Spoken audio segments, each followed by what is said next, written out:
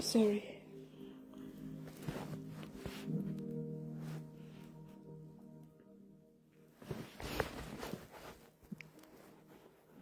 Bonsoir les tatas, j'espère que vous allez bien. Alors je commence à inviter tout le monde dans le groupe Facebook pour que les tatas puissent avoir la notification du live.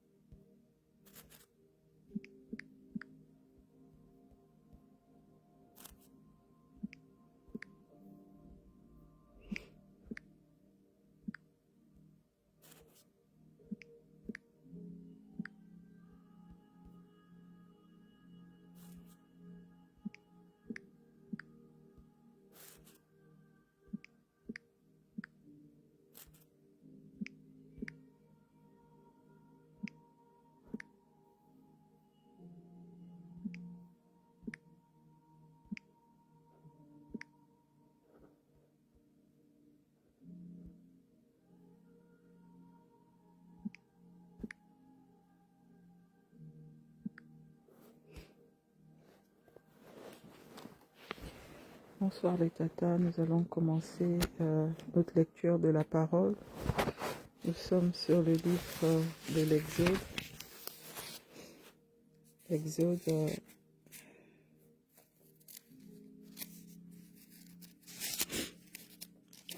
nous sommes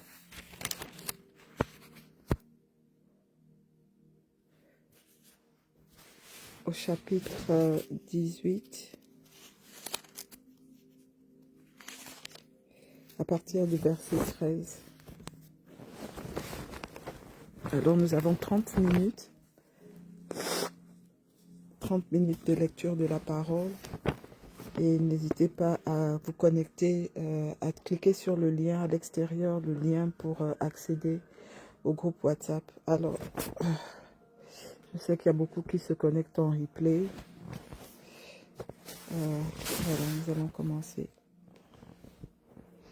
Exode 18, verset 13. Le conseil de Jéthro. Seigneur, je te remets ce temps de prière.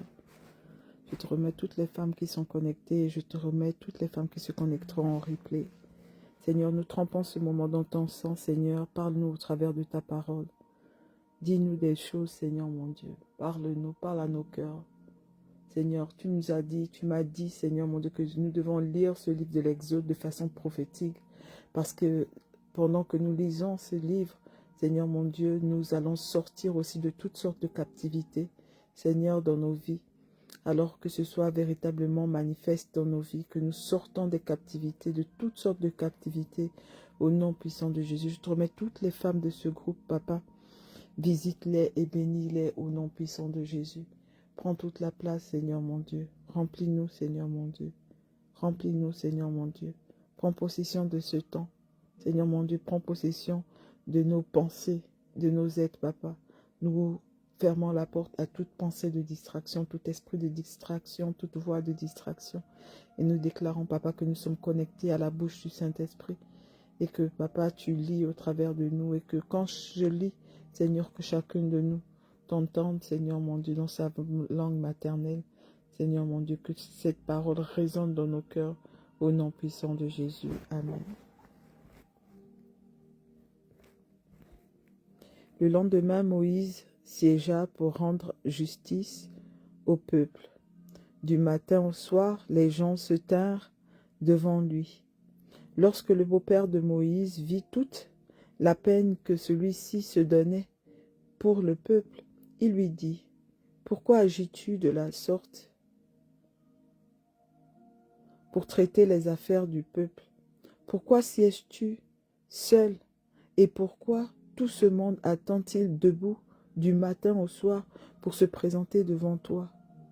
Moïse lui répondit, « C'est que les gens viennent me trouver pour consulter Dieu.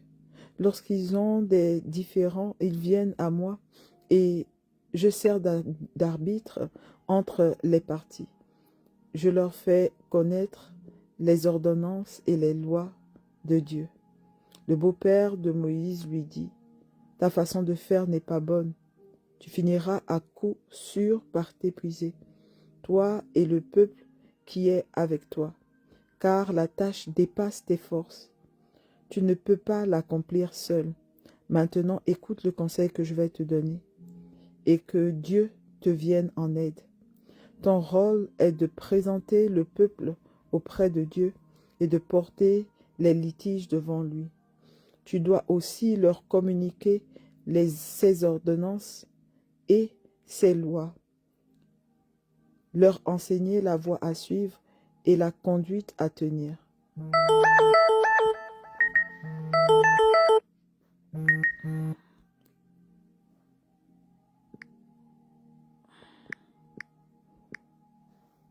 Et la conduite à tenir. Désolé.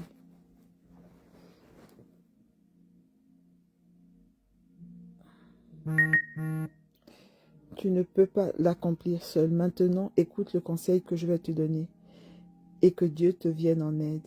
Ton rôle est de présenter le peuple auprès de Dieu et de porter les litiges devant lui.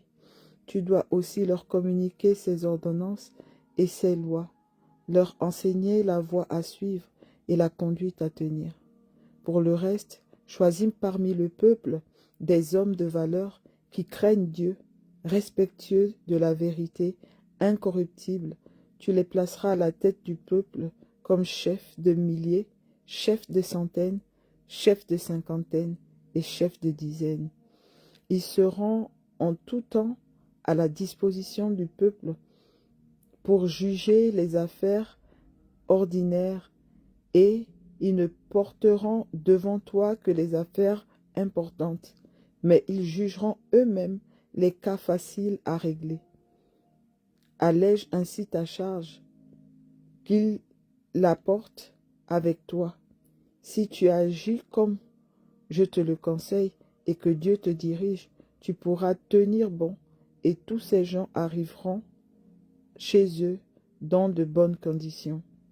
Moïse suivit le conseil de son beau-père et fit tout ce que celui-ci avait suggéré.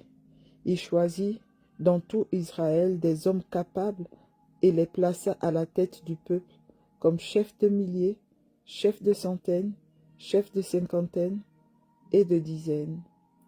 Ils étaient constamment à la disposition du peuple pour rendre la justice, réglant eux-mêmes les cas faciles et portant devant Moïse les affaires difficiles. Moïse prit congé de son beau-père qui reprit le chemin de son pays. Nous allons prendre un petit temps de prière. Seigneur mon Dieu, nous te remercions encore parce que, Seigneur, dans ce passage, tu nous montres encore l'intérêt de déléguer, Seigneur mon Dieu.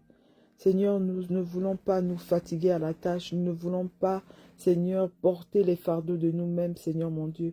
Donne-nous, Seigneur, des bonnes personnes comme tu as donné à Moïse, des personnes qui te craignent, des personnes qui veulent te servir, pour nous aider, Seigneur, pour nous accompagner dans la tâche que tu nous as confiée au nom puissant de Jésus. Merci, Seigneur, mon Dieu, pour tout. Merci, Seigneur, pour la grâce que tu nous donnes de déléguer, même dans nos maisons, Seigneur, à une dame de ménage, à une nounou, Seigneur, mon Dieu. Au travail, tu nous donnes des assistantes, tu mets autour de nous du personnel, Seigneur, mon Dieu, qui est là pour nous accompagner, Seigneur, dans les différentes tâches, Seigneur. Nous te remercions, Papa. Au nom puissant de Jésus. Amen.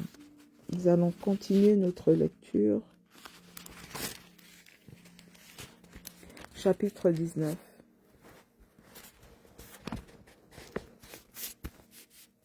L'arrivée au mont Sinaï. Le troisième mois après leur départ d'Égypte, ce jour même, les Israélites arrivèrent au désert de Sinaï. Après être partis de Réphidim, ils entrèrent dans ce désert et dressèrent leur camp en face de la montagne. Dieu adopte Israël. Moïse gravit la montagne pour aller vers Dieu. D'en haut, Dieu l'appela et lui dit : « Voici comment tu parleras aux descendants de Jacob et ce que tu annonceras aux Israélites. Vous avez vu vous-même comment j'ai traité les Égyptiens et comment je vous ai porté comme sur des ailes d'aigle pour vous faire venir jusqu'à moi. Maintenant, si vous m'obéissez et si vous me restez fidèles, si vous restez fidèles à mon alliance, vous serez pour moi un peuple précieux parmi tous les peuples, bien que toute la terre m'appartienne. Oui, vous serez pour moi un royaume de prêtres et une nation sainte. Telles sont les paroles que tu transmettras aux Israélites. Moïse retourna au camp, convoqua les responsables du peuple et leur transmit toutes les paroles de l'Éternel. Alors le peuple s'écria à l'unanimité : nous ferons tout ce que l'Éternel a dit. Moïse rapporta à l'Éternel la réponse du peuple. L'Éternel dit à Moïse : voici que je viendrai te trouver au sein d'une épaisse nuée pour que le peuple entende lorsque je parlerai avec toi et qu'ils aient pour toujours la confiance en toi. Et Moïse rapporta à l'Éternel la parole du peuple.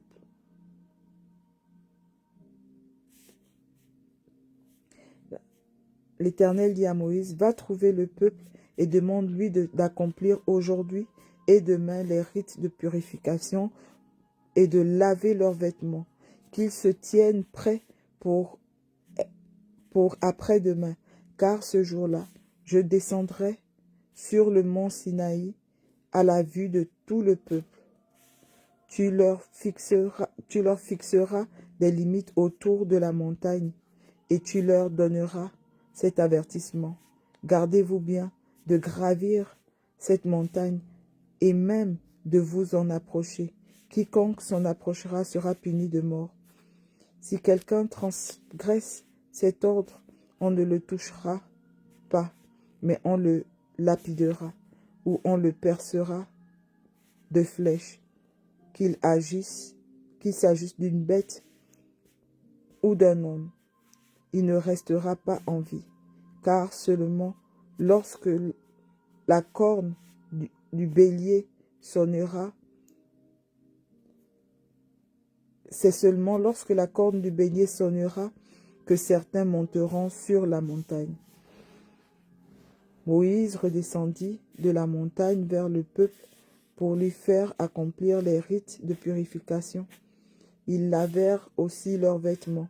Puis il leur dit, « Tenez-vous prêts pour après-demain. Abstenez-vous d'ici là de tout rapport sexuel. » Le surlendemain, dès le lever du jour, il y eut des coups de tonnerre et des éclairs. Une épaisse nuée couvrit la montagne et l'on entendit un son de cornes très puissant. Dans le camp, tout le monde se mit à trembler de peur. Moïse fit sortir tout le monde du camp et à la rencontre de Dieu. Ils se tinrent au pied de la montagne. Le mont Sinaï était entièrement enveloppé de fumée parce que l'Éternel était descendu.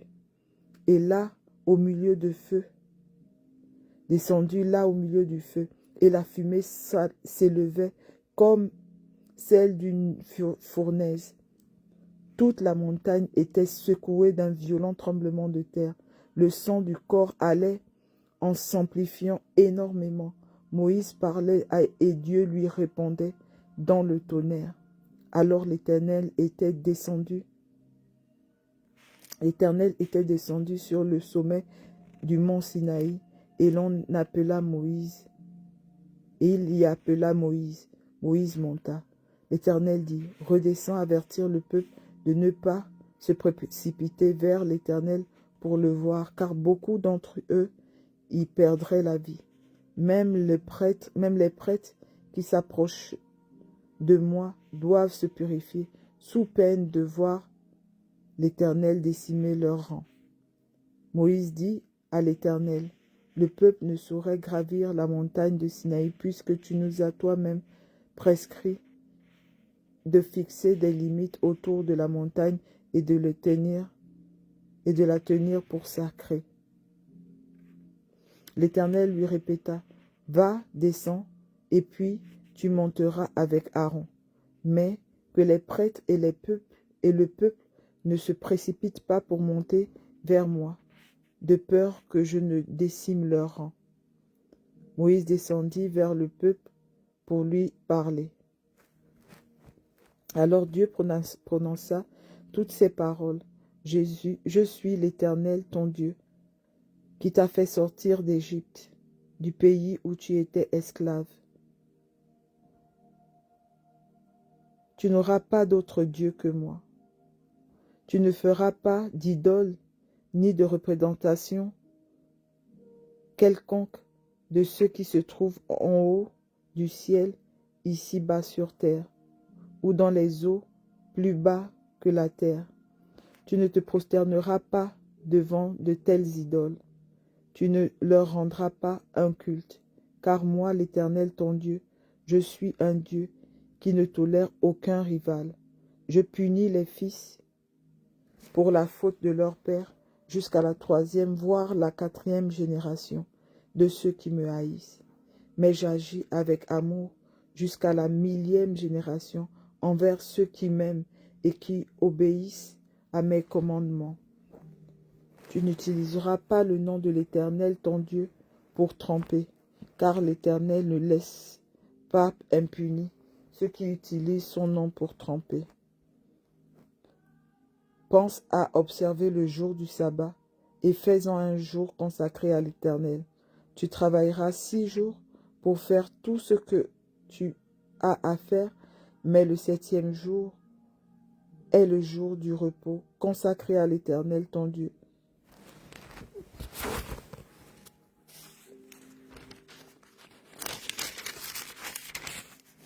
Tu ne feras aucun travail ce jour-là, ni toi, ni ton fils, ni ta fille, ni ton serviteur, ni ta servante, ni ton bétail, ni l'étranger qui réside chez toi.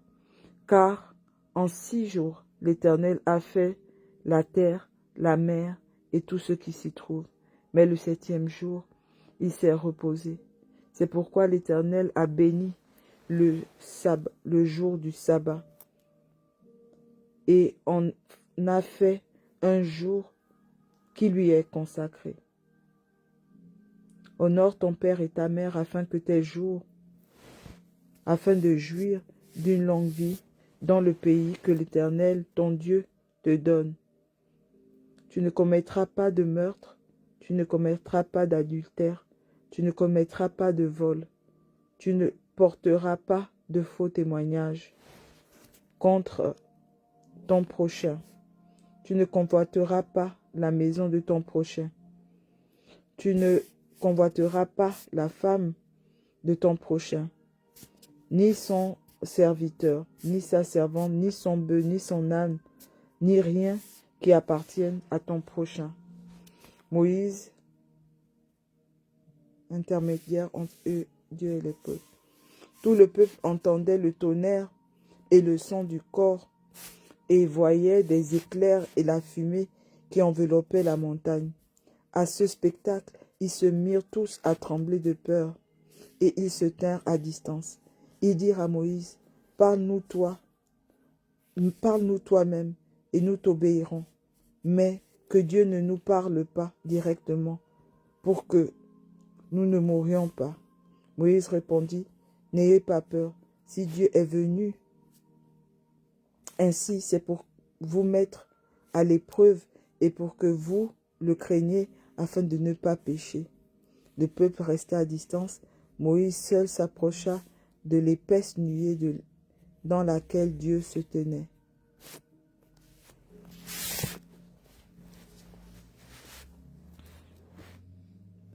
L'Éternel dit à Moïse, voici ce que tu diras aux Israélites.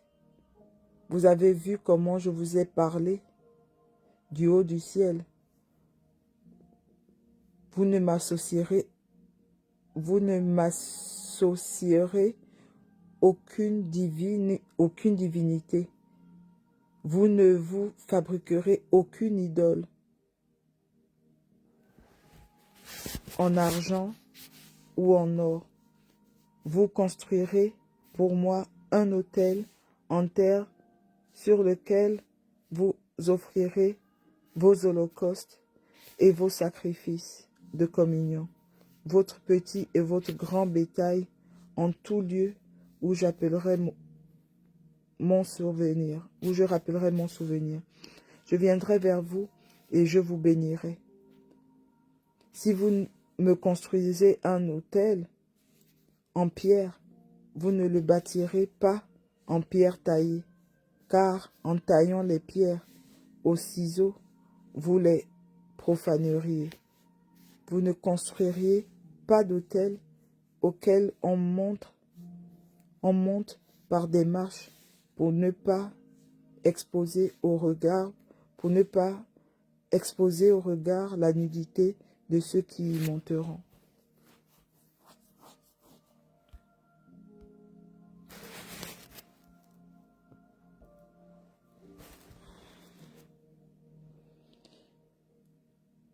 Chapitre 21. L'Éternel dit à Moïse, voici les lois que tu poseras au peuple. Voici les lois que tu exposeras au peuple. Lorsque vous achèterez un esclave hébreu, son service durera 6 ans. La 7e année, il partira libre sans avoir rien à payer. S'il était célibataire, en entrant à votre service, il repartira seul. S'il était marié, sa femme partira avec lui. Sinon,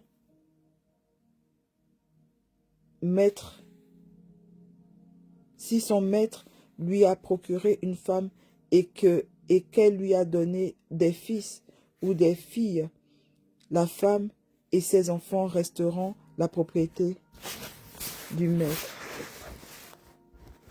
lui seul pourra partir libre.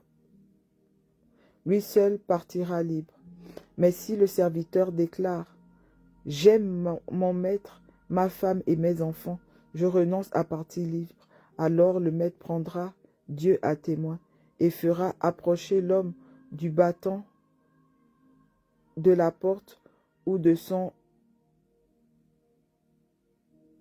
du bâton de la porte et de son menton et lui percera l'oreille avec un poinçon. Et cet homme sera son esclave pour toujours. Si un homme a vendu sa fille comme servante, elle ne sera pas libérée dans les mêmes conditions que les esclaves.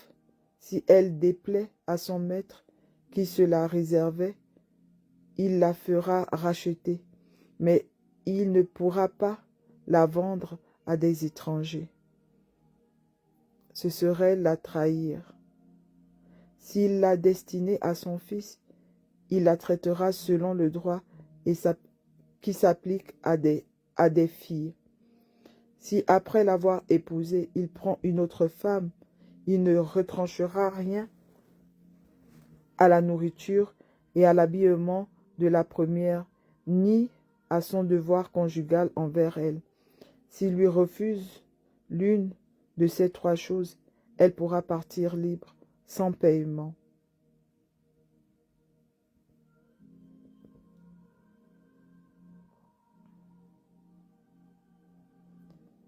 Celui qui frappe un homme et causera sa mort, celui qui frappera un homme et causera sa mort sera puni de mort.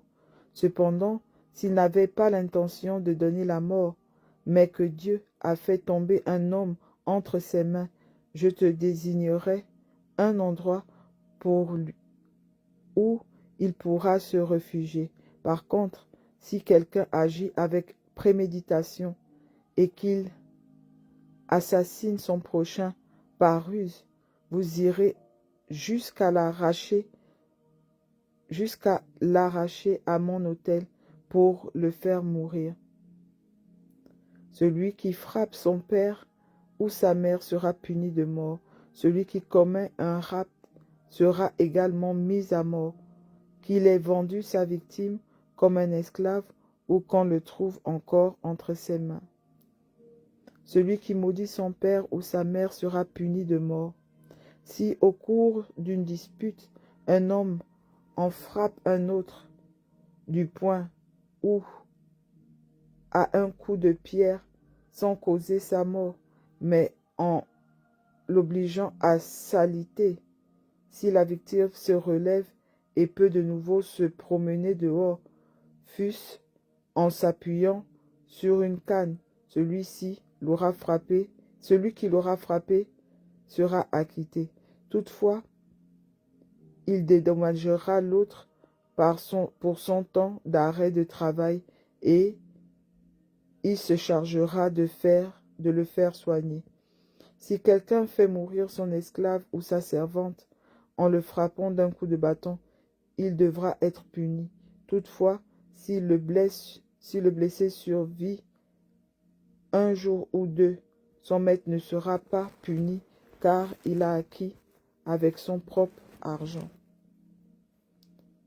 Si des hommes, en se battant, heurtent une femme enceinte et causent un accouchement prématuré, mais sans qu'il y ait d'autres conséquences graves, l'auteur de l'accident devra payer l'indemnité dont le montant sera fixé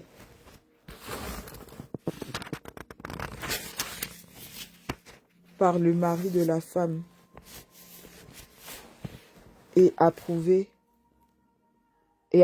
par arbitrage. Mais s'il s'ensuit un dommage, tu feras payer vie pour vie, œil pour œil, dent pour dent, main pour main, pied pour pied, brûlure pour brûlure, blessure pour blessure, contusion pour contusion. Si un homme blesse son esclave ou sa servante à l'œil au point de lui faire perdre l'usage, il lui rendra la liberté en compensation de l'œil perdu. S'il lui fait tomber une dent, il lui rendra également la liberté en compensation de sa dent. Si un taureau frappe un homme ou une femme et les tue, il sera lapidé. On en mangera la viande, mais son propriétaire ne sera pas puni. Toutefois, si depuis quelque temps ce taureau avait l'habitude d'attaquer des gens et que son propriétaire en a été formellement averti, mais il n'a pas surveillé, mais il ne l'a pas surveillé, et si ce taureau tue quelqu'un, il sera lapidé et son propriétaire sera lui aussi mis à mort. Si on impose au propriétaire une rançon pour sa vie, il devra donner tout ce qu'on lui réclamera. Si le taureau frappe un garçon ou une fille, on lui appliquera la même loi. S'il heurte un esclave ou une servante, le propriétaire de l'animal versera au maître de la victime 30 pièces d'argent et le taureau sera lapidé.